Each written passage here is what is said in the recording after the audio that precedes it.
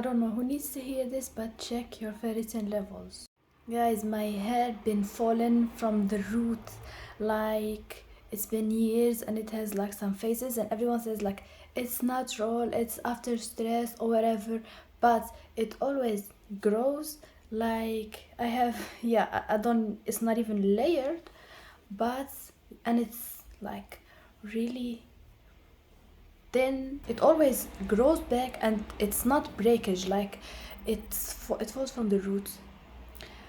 Also, if your hands and feet, like extremities, are always cold, could be a sign of low iron. If you are always tired, like I used to exercise regularly, and I feel like these past 2 years, like I just rarely exercise. Like I used to look forward to it, but then I'm like, okay, let me squeeze one exercise this month or something like that, like, and not be sleeping for hours. But I feel like I'm just tired. The huge thing for me was like restless leg syndrome. So if you guys like want to sleep and then you feel like you have to move your leg, or like your body kind of twitches or something, it happened to me. Like I feel like it happened the first time a couple years ago, and I was super scared. I'm like, is this something like neuro related? But then I looked it up, and I started taking iron, and it went away like so fast.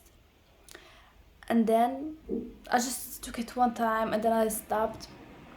And like, you know, a couple years later, like this past fall, my hair been falling, and I was taking like, you know, multivitamin and mineral, so it has some iron. But when you are deficient, it's not enough, and it also kind of competes with other minerals.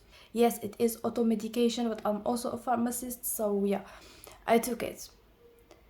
And then I stopped. Then I was like, I started like, you know, feeling the symptoms again, and I was like, okay, let me check my ferritin specifically, like not just like your iron or anemia, like not just the regular blood work.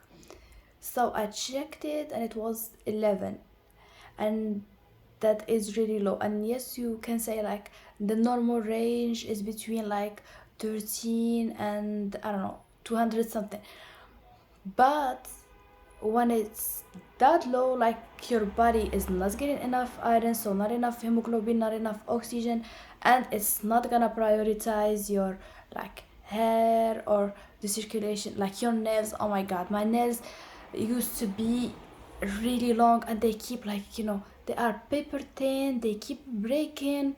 Like I was just looking at my pictures from years ago, and like my hair was really like big and thick, and that's why I stopped wearing my hair curly, because when it became so thin, it became see-through, and it looks like I have literally 2 or 3 curls in the back, and it gave me a mental breakdown every time. So I just started to like, you know, straighten it or like blow dry it, because it just did not, like, it just didn't look good on me. And yeah, I know a lot of people look good with like thin hair, but it was just too thin, and my curls are really tight, like 3B 3C, so it just didn't work. And also I saw like that my nails were really long, and I've been like struggling with them this past year, I'd say. So my whole life they were, not my whole life, like from my late teen years they were like long.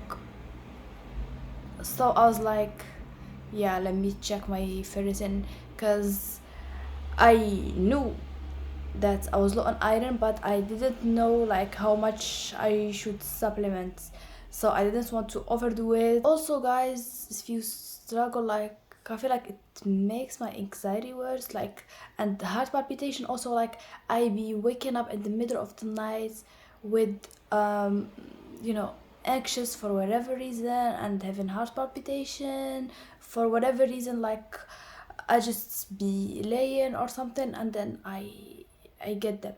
So I did blood tests before, but they were like, just, you should just eat better, you have slight anemia or whatever, but like, you know,